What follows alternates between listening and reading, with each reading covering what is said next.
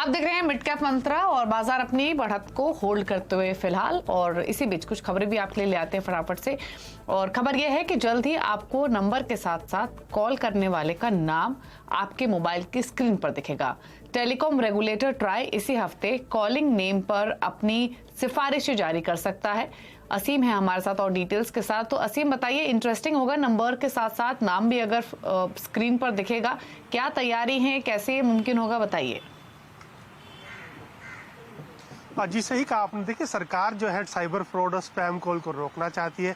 इसके लिए उसने पिछले साल ट्राई से सिफारिशें मांगी थी कि क्या जो उपभोक्ता कॉल कर रहा है उसके नंबर के साथ साथ उसका मोबाइल में उसका नाम भी दिखाई दे।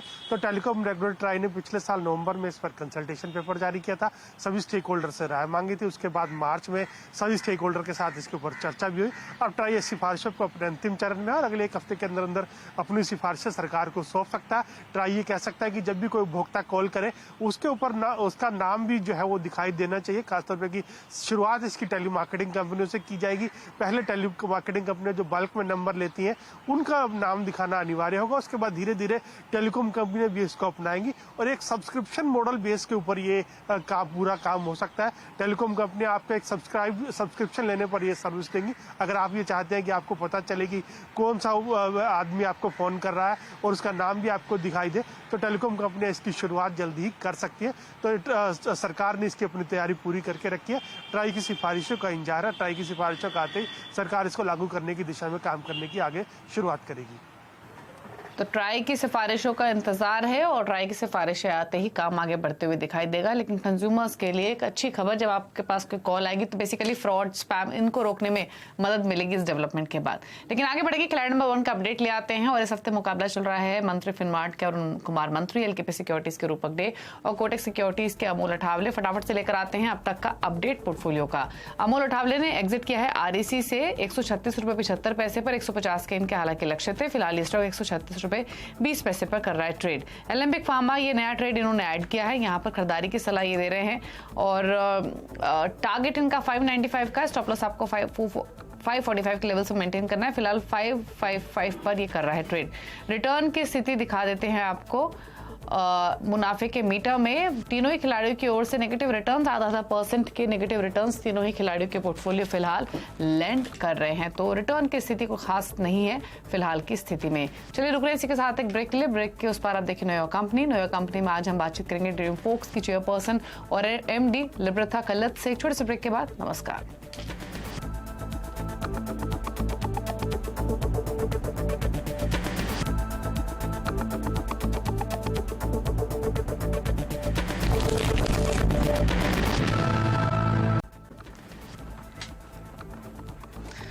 नमस्कार, मैं हूं दीपाली राणा, आप देख रहे हैं मिड कैप मंत्रा। शुरुआत करेंगे इस वक्त की हेडलाइंस के साथ।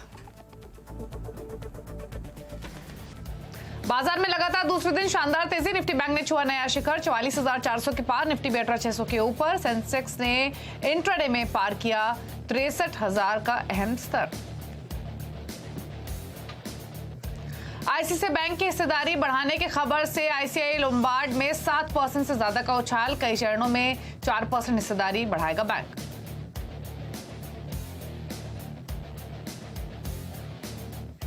चौथी तिमाही में मुनाफा आधा होने से ओएनजीसी 3% गिरा। इधर कमजोर नतीजों के बाद बालकृष्णा 6% तक टूटा। 7 साल के निचले स्तरों पर निम्स पहुंचने से सिटी यूनियन बैंक 10% लुढ़का। बैंकों को रिजर्व बैंक गवर्नर का कड़ा संदेश। एसेट लायबिलिटी मैनेजमेंट में ढिलाई बरती तो पैदा होगा लिक्विडिटी संकट, कहा अमेरिका के बैंकिंग संकट से सीखने की जरूरत। फार्मा इंश्योरेंस के बाद अब जीएसटी विभाग के रडार पर रियल एस्टेट सेक्टर। सूत्रों के मुताबिक कई राज्यों से 750 करोड़ रुपए की जीएसटी चोरी का खुलासा। 120 से ज्यादा बिल्डर्स और डेवलपर्स के शामिल होने का शक।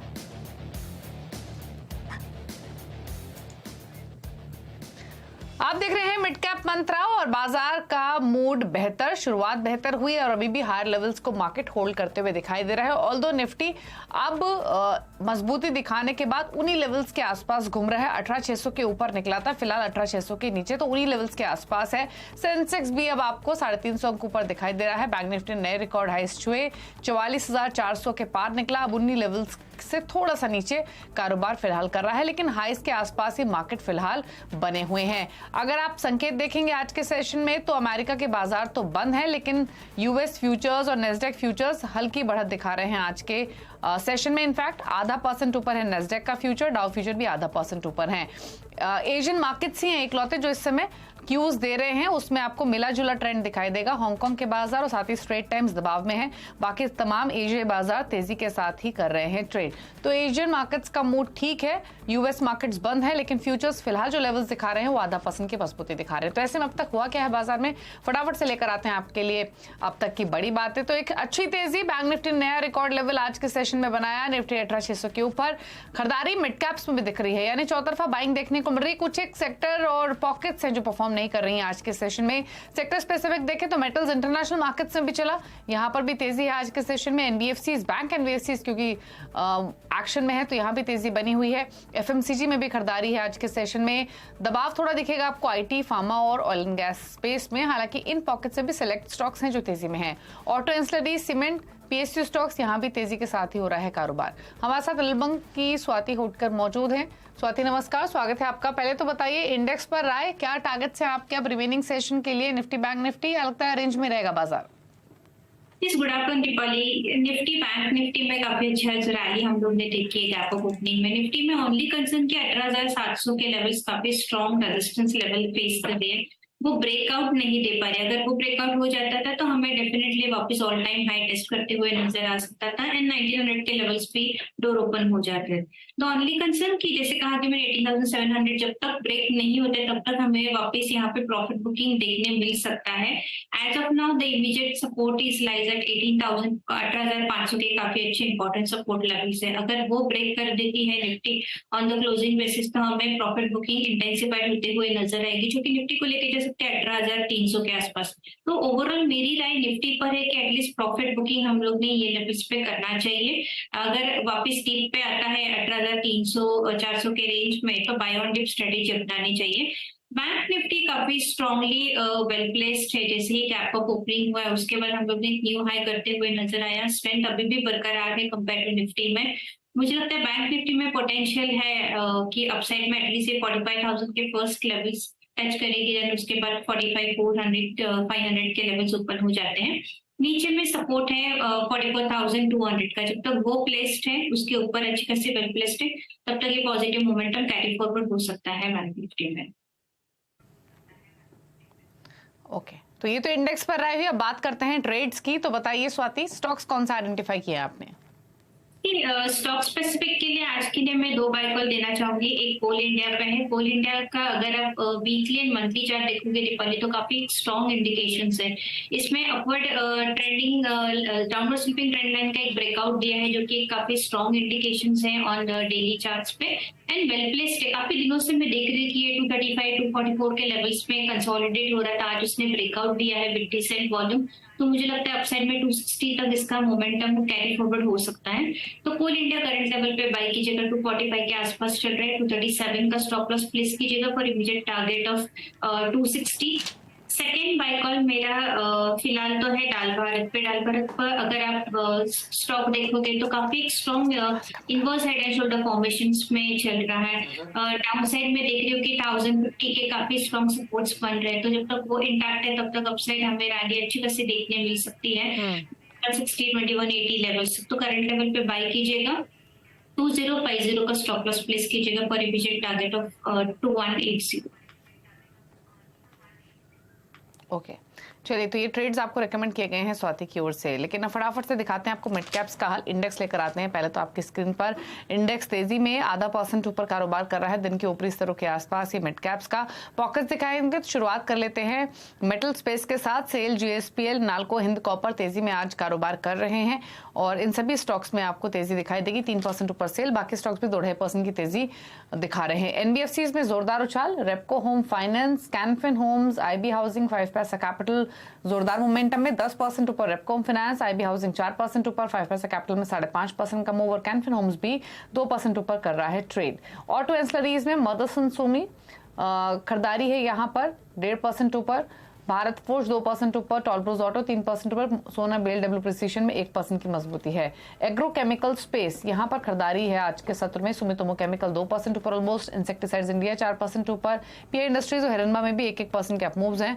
और आखिर में दिखाते हैं आपको बढ़ने वाली कैटेगरी में पीएसयू स्टॉक्स, भेल, पीएफसी, आरईसी, एसजेवीएन मोमेंटम में है, 2 से 5% का मूव इन स्टॉक्स में है। कुछ सेलेक्ट स्टॉक्स जहां पर हालांकि अर्निंग्स का भी इंपैक्ट है, मिड कैप्स में जो गिरकर कारोबार कर रहे हैं उसमें बालकृष्ण इंडस्ट्री 6.5% नीचे है, ग्लैंड फार्मा में 1.5% की गिरावट, क्लीन साइंस, इंडियन होटल्स भी ऑलमोस्ट 1% नीचे आज ट्रेड कर रहे हैं। तो ये रहा मिड कैप का हाल। लेकिन अब बात करते हैं अर्निंग्स की और फोकस करेंगे ग्लोबल हेल्थ यानी मेदांता हॉस्पिटल्स पर। दरअसल मेदांता हॉस्पिटल चलाने वाली कंपनी ग्लोबल हेल्थ के नतीजे हर पैमाने पर बेहतर रहे हैं और चौथी तिमाही में जो कंपनी की आय है वो करीब 35% बढ़कर 703 करोड़ रुपए रही है, जो अपने आप में रिकॉर्ड है। और मुनाफा भी 6 गुना बढ़ा है, मार्जिन में भी 8% का उछाल आया है।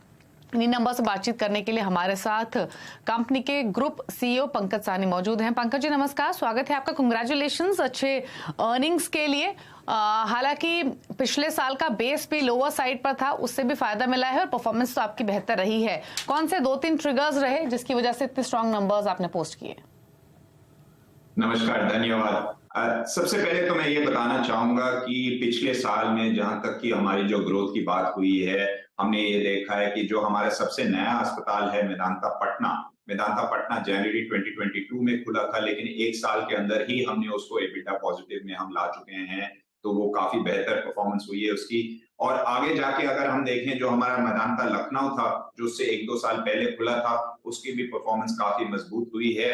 वहां पे भी हमें काफी अच्छी ग्रोथ आई है। मेदांता लखनऊ और मेदांता पटना में दोनों में पिछले 1 साल में हमने कम से कम 300 बिस्तर की बढ़ावत की हुई है और ग्रुप के अंदर हमने 150 डॉक्टर जोड़े हुए हैं। तो जो हमारी जो 1 साल में जो ग्रोथ देख रहे हैं आप, वो हमारे जो डॉक्टर्स, जो हमारी कॉम्प्लेक्स केयर और हाँ हमारी इंटरनेशनल पेशेंट्स भी बढ़े हुए हैं।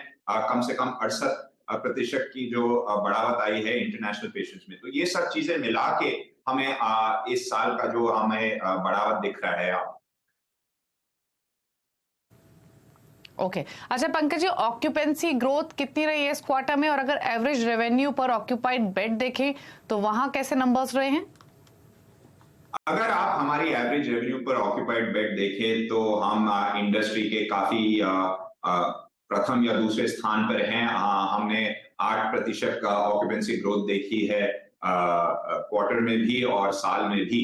और जहां तक हमारी जो वॉल्यूम ग्रोथ की बात है तो हमने 32% इनपेशेंट ग्रोथ देखी है पिछले साल में और क्वार्टर में भी। और ये जो हमारी जो ऑक्यूपेंसी आप देख रहे हैं, क्योंकि हम बिस्तर जोड़े जा रहे हैं लखनऊ में भी पटना में भी, तो ऑक्यूपेंसी नंबर शायद हमारे जैसे हाई ग्रोथ अस्पताल के लिए सही मेट्रिक नहीं होगा देखने के लिए, लेकिन अगर आप टोटल वॉल्यूम्स देखें, टोटल रेवेन्यूज देखें तो आपको काफी 32-38% बढ़ावत दिखाई देगा, जो कि हम आगे जाके भी हम ये मानते हैं कि जैसे ही हमारे बेड जुड़ते जाएंगे, जैसे ही हमारी जो नया अस्पताल अभी आगे जाके FY25 में मेदांता नोएडा भी आएगा जो 550 बेड का होने वाला है, तो हमें ये लगता है कि आगे वाले समय में भी, शॉर्ट टर्म में भी, मीडियम टर्म में भी और लॉन्ग टर्म में भी हमें ये आगे जाके बेड ग्रोथ मिलेगी, वॉल्यूम ग्रोथ मिलेगी और रेवेन्यू ग्रोथ मिलेगी। ओके एक और क्वेश्चन पंकज जी, एक तो इंटरनेशनल पेशेंट रेवेन्यू पर भी कैसे नंबर्स रहे इस क्वार्टर में, और दूसरा अब क्योंकि नई बेड कैपेसिटीज ऐड होंगी, ऑक्यूपेंसीज को लेकर भी व्यू आपका पॉजिटिव है, तो कोई आउटलुक देना चाहेंगे FY24 के लिए, मार्जिन्स हो या रेवेन्यू प्रॉफिटेबिलिटी के फ्रंट पे? वैसे तो हम डेफिनेटिव आउटलुक देते नहीं। हम ये मानते हैं कि अगर हम सबसे उच्चतम तरीके के क्वालिटी पे और मेडिसिन पे ध्यान दें तो जो फाइनेंशियल के रिजल्ट्स है वो तो आ ही जाएंगे।